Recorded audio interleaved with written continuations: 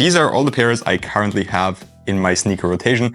So let's go through them one by one and explain why they're here and what they do well or what they don't do well.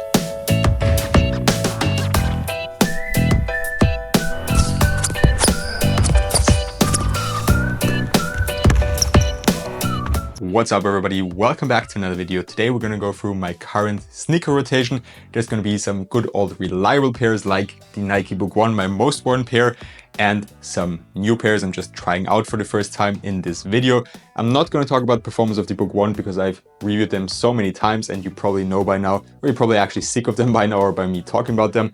So we're going to start off with a brand new pair, which is going to be the Puma MB4 LaMelo Ball's fourth signature sneaker. When I first saw pictures of these or leaks of these, I thought, what the hell is going on with this shoe? I just had the impression way too much was going on. They looked way too bulky, way too heavy, just like a worse MB3. And the MB3 by all means wasn't that good already. When I got them in hand, I kind of changed my opinion as they are actually not that clunky. The materials are relatively soft, I would say, for so much going on up there. They're actually 4D printed, I read on the Puma website, and they're also not that heavy, right about average Puma MB weight.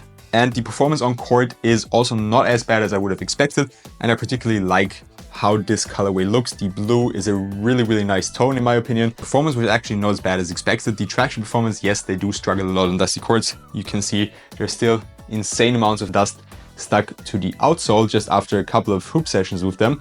So yes, traction performance is still relatively bad, especially on dusty courts. On clean courts, they're solid, nothing crazy, but you'll be good to go. Just don't wear them on dusty courts. The cushioning setup is very comfortable. Actually, I thought it would be really stiff because it's so caged with all the details here on the midsole, but it's actually very comfortable. You've got a nitrofoam pod in the forefoot and in the heel, and it's very soft. Stepping comfort is also very nice. You've got your regular Puma insole, very soft, a lot of compression. Support features are good like on the MB3. The materials, as I said, too much going on for me, but I do think they fit LaMelo's style. Then we're gonna go to another new shoe that just arrived yesterday. I only wore them one time so far. It's the New Balance two-way volume 5. I was hoping I would get the pink colorway. New Balance sent me these, so shout out to them. Sadly not, but this one is actually also quite nice. And I only wore them for a workout in the gym for leg day, but they felt pretty nice. I wanted to break them in, not directly on the court, but with something else if they don't fit. They're actually relatively nice for wide feet. The MB4 is okay, I forgot to say that.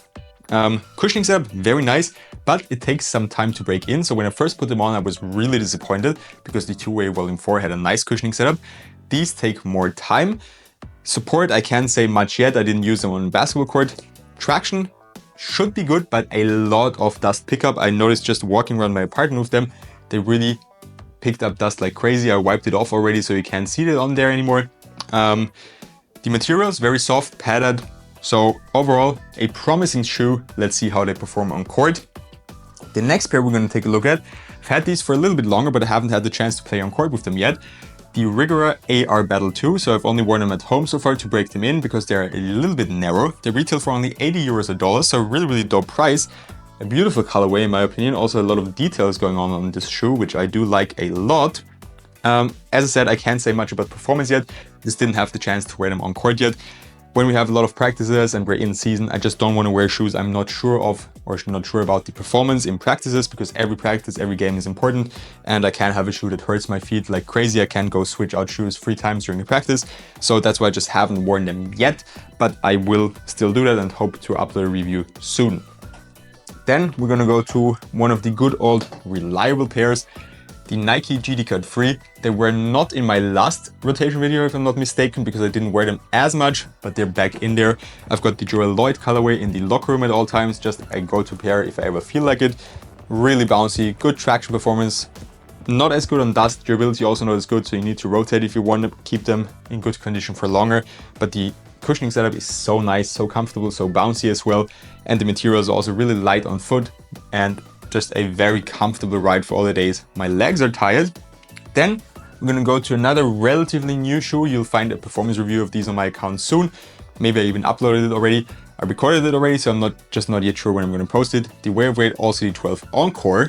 The only issue I have with these is that they're so damn narrow right around here where my foot is extremely wide, sadly. So if you're a narrow footer, wide footer, stay away from these. If you've got regular feet, or narrow feet, these are the best value for money shoe on the market in my personal opinion.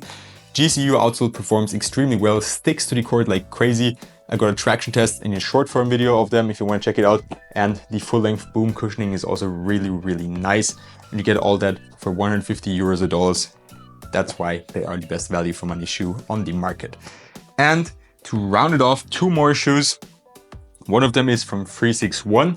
It's the Big Free 5.0 and it's a very solid performer as well. Just also a little bit narrow here in the midfoot area. This part right here pinches into my wide midfoot sadly.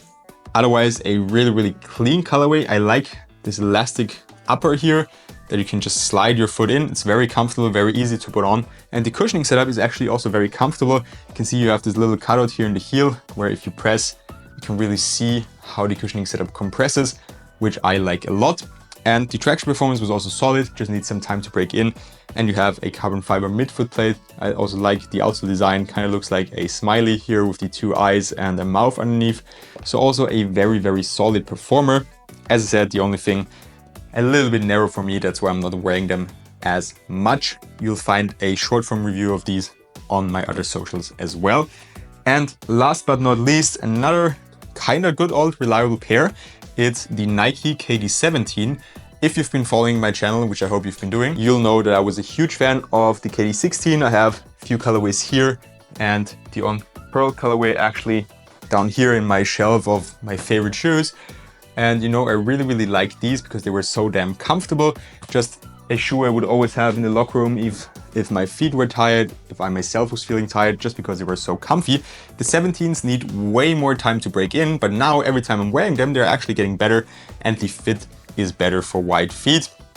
You'll also find a short form review of these on my account. With that being said, that's all I have for you today. I hope you enjoyed the video. If you did, leave a like, comment your current shoe rotation and your thoughts on mine, and subscribe to my channel. I would highly appreciate that. With that being said, have a good one and see you next time.